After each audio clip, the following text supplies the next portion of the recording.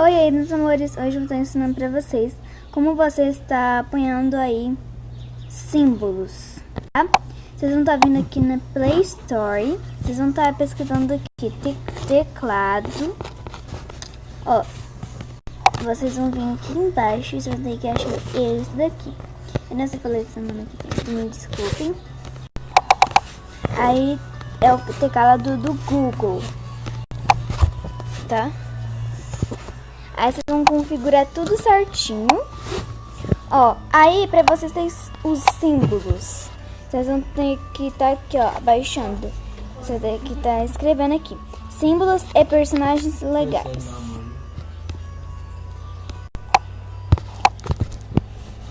Tá, gente? Eles abaixam muito rápido.